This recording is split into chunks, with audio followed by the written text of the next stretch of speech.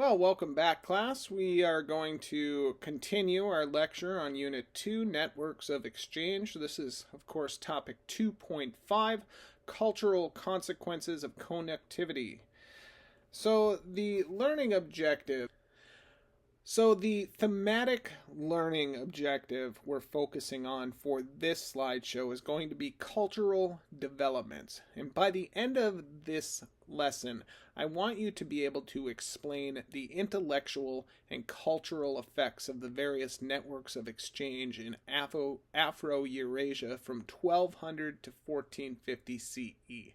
Historically, at this time, we see increased cross-cultural interactions resulting in the diffusion of literary, artistic, and cultural traditions, as well as scientific and technological innovations.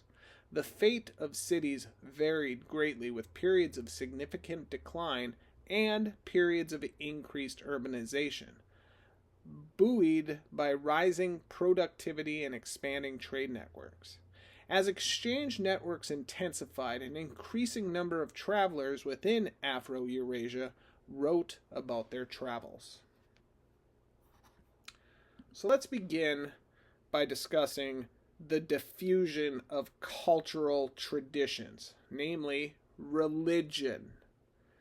Three major diffusions of culture during this time period occurred through the spread of religion. Religions were able to spread because of new connections between places, including the Silk Roads, Indian Ocean trade routes, and trans-Saharan trade routes. We are going to look specifically at Buddhism, Hinduism, and Islam, although other cultural and religious transfers besides these listed here did occur. So Buddhism spreads to East Asia. There are two major Indian sutras, or scriptures, that are influenced in the Pure Land branch of Mahayana Buddhism, which spread widely throughout East Asia. The figure shown here is a relief carving on the left-hand side of the slide of Amitabha. Amitabha is the primary Buddha of Pure Land Buddhism. This scripture is the earliest piece of artwork that depicts Amitabha, and it's from Pakistan in the 2nd century. On the next few slides, we will look at East Asian artwork that depicts Amitabha, which spread from the Indian subcontinent. So, Amitabha in Asia. To showcase the spread of Buddhism and transfer of culture from India, here we have artistic depictions of the Buddha Amitabha from Tibet, Korea, and Japan. What are some similarities in these representations, including the one from Pakistan on the previous slide? I want you to take a minute, pause the slides, and think about that.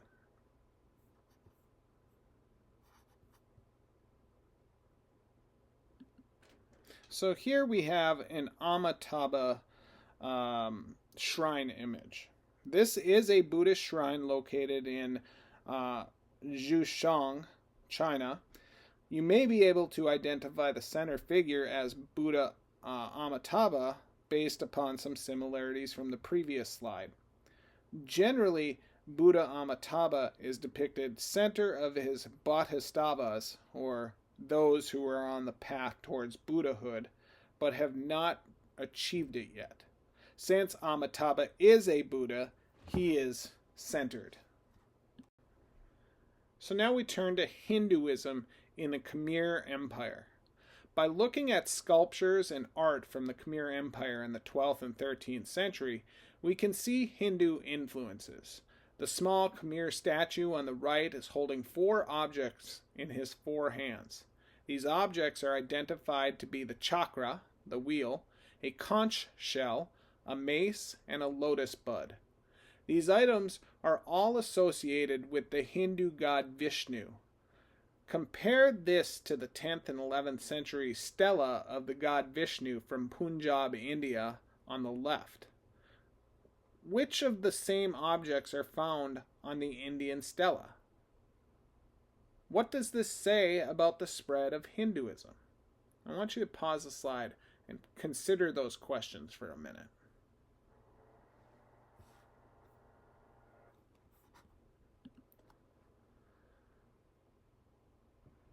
Here we have several Khmer artifacts from the 12th and 13th century that showcase Buddhist influences in the empire.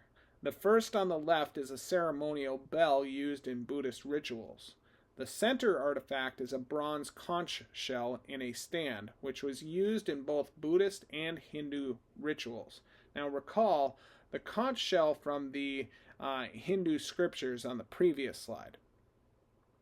And the final piece on the right is a Mahayana Buddhist representation of the Buddhist triad. By combining wisdom, which is the figure on the left of the triad, with compassion, the figure on the right of the triad, you have become enlightened. The Buddha is the center of the triad. So how about Buddhism and Hinduism in Cambodia? This is a metal sculpture from the 10th, 11th century Khmer Empire. It is a Buddhist sculpture, but what is notable about it is the seated position of the figure. Buddhist figures are very rarely placed in this particular position, which is more commonly used with Hindu gods. The Khmer Empire, which existed from the 9th to the 15th centuries, was a Hindu-Buddhist empire, and that mix of religion can be seen in Khmer artwork. And this is an example of religious syncretism, where the two religions blend together. So let's talk about the spread of Islam. In Unit 1, we learned about the early spread of Islam through Islamic empires such as the Abbasid Caliphate, the Seljuk Empire, and the Mamluk Sultanate. Empire expansion and military conquest was one way in which Islam spread. When trade routes opened up and new technologies enabled more economic connectivity, this fueled the further spread of Islam beyond these early Islamic empires. Muslim merchants who traveled along the overland Silk Roads into Asia, maritime routes into Southeast Asia, and across the trans-Saharan routes in Africa spread Islam to those places where they engaged in trade. On the next few slides, we are going to take a look at some Islamic architecture from some of these places that were newly connected by trade. So here is a map with some mosques around the world. These are the location of a few mosques built roughly in the 1200 to 1450 time period that we are going to examine as a result of the connectivity in the period.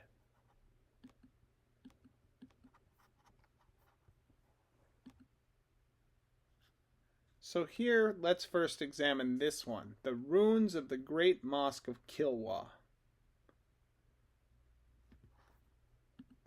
So I want you to pause this slide for a second, and I want you to examine the map, and I want you to decide which trade route do you think was used here or likely connected the area to the Muslim merchants and Islamic culture. Is it the overland Silk Roads? Is it the Indian Ocean maritime routes? Or is it the trans-Saharan routes? I want you to pause the slide, look at it, think about that real quick. Okay.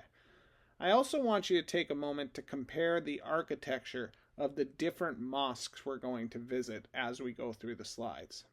So this slide, it features the ruins of the Great Mosque of Kilwa in modern-day Tanzania on the Swahili coast. Construction of this mosque began in the 10th century, but several areas were expanded in the 12th and 13th century. The top picture shows the mosque from the outside, while the bottom picture is inside the prayer room.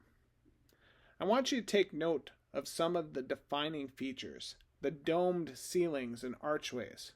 What trade route, once again, most likely linked Kilwa to the Islamic empires?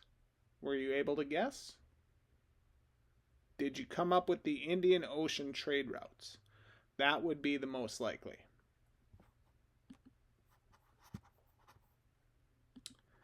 The next one we have here is the Great Mosque of Gien in Mali.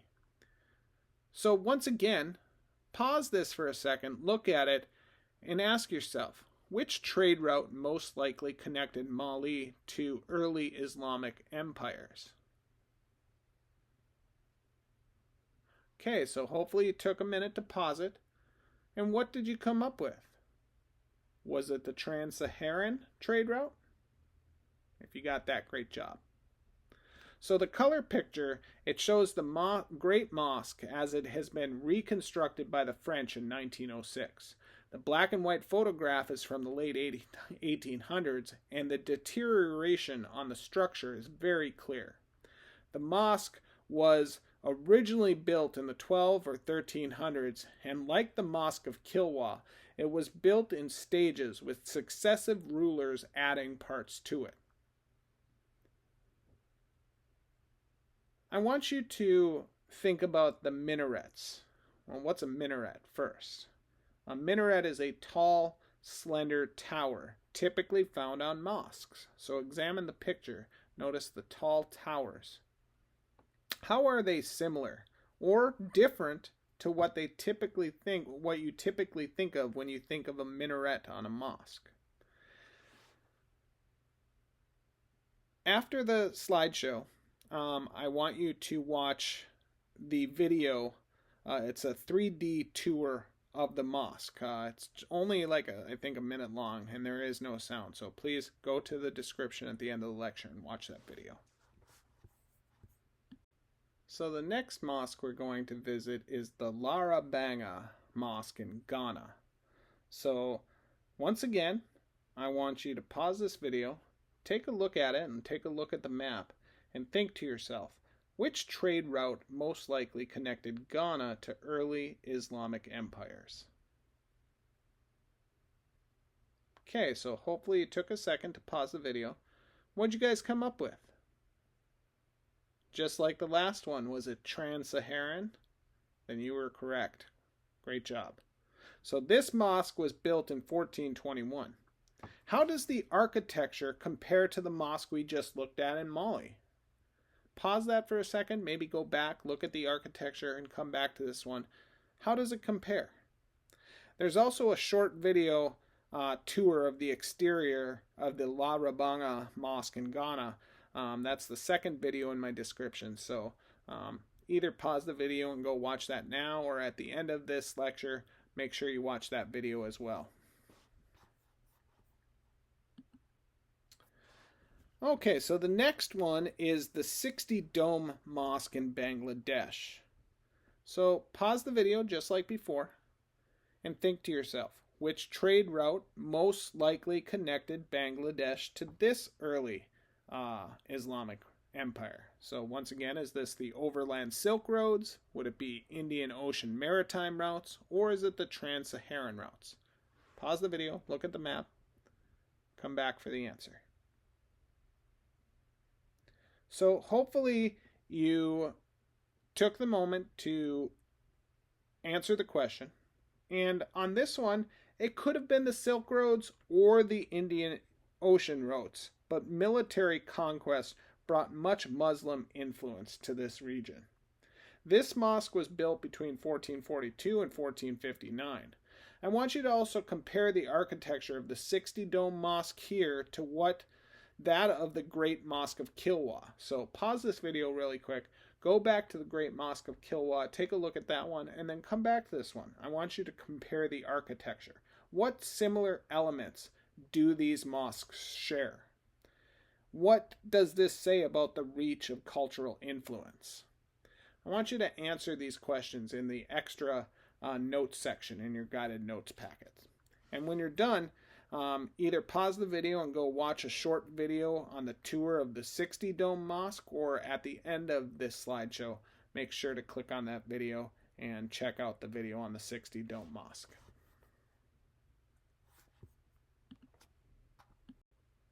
So here we have the Wapaue Old Mosque in Indonesia. So just like the other ones, pause this video, take a look at the map. What trade route most likely connected Indonesia to early Islamic empires based on what we see in the map? All right, so hopefully you came up with the Indian Ocean network. I mean, it is an island in the Indian Ocean. This mosque is the oldest surviving mosque in Indonesia, and it was built in 1414. The mosque's original structure has been preserved, and no nails or pegs hold the wooden structure together. It is built in a traditional Indonesian style with the multi-tiered roof and no minarets. So let's examine this one. How does this architecture differ from the other mosques we've seen? If you need to, pause this slideshow, go back, take a look at the other mosques, and then come back and add these notes into your guided reading on how it differs from the others. Also, there's a tour of this mosque. When you go to the website for the Wapaue Old Mosque in Indonesia, skip ahead to the two-minute mark and just watch a little bit about a tour of this mosque. So here we have the La Giralda bell tower of the Seville Cathedral. The minaret of the Seville Cathedral was constructed during the Almohad Caliphate in the late 1100s. The tower has changed over time to essentially cover some of the Islamic architecture to make it more Catholic, after the Moors were expelled from Spain. The first image on the left shows La Giralda as it looks now. If you look at the close-up photo of the detail on the sides of the tower, you can see the typical Islamic architectural design elements. The painting on the right shows the three different phases of La Giralda. On the left is the original design from the Almohad Caliphate in 1198. On the far right is the modifications made around 1400 when it was converted to a Christian bell tower. The middle depiction is its current state as part of the Seville Cathedral.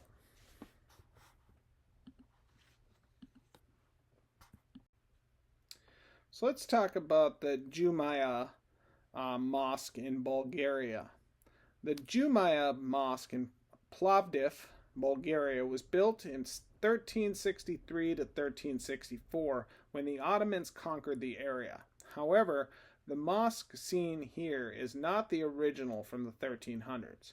It was demolished and rebuilt in the 1400s, and this is the building that survives today. This is an example of the spread of culture through conquest rather than through trade. So what are some notable characteristics of this mosque? Pause the video and take a look. Also, how does it compare architecturally to some of the other mosques we've looked at? If you need to, once again, pause the slideshow, go back and take a look at the other mosques, and write your notes in the side margins of your reading guide. So we got the transfer of knowledge and technology. Other transfers that occurred during this period, this is a bit of a review from various topics in Units 1 and 2, we see the translation movement was made possible by paper which came from China. Translated classic text included those from Plato, Aristotle, Hippocrates. Huge volumes of anatomy, medicine, and philosophy were translated and preserved.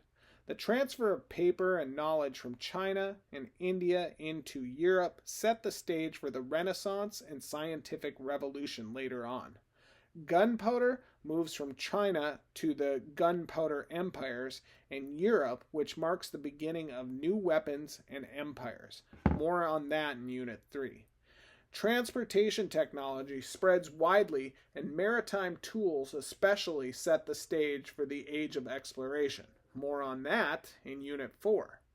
Not shown here are also improvements such as the lateen sail and the stern rudder, and the spread of the champa rice in Southeast and East Asia greatly improved agricultural production and allowed for increased urbanization.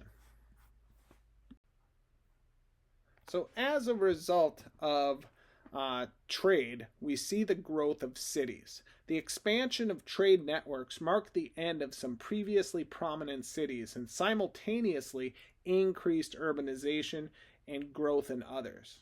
The reason we have divided world history into these rough time periods, 12 to 1450, 1450 to 1750, so on and so forth, is because there are patterns that can be identified, and the decline of old cities and the growth of new cities is one of those markers. The map here provides us with a brief snapshot of some major cities that grew and thrived as a result of these growing trade networks.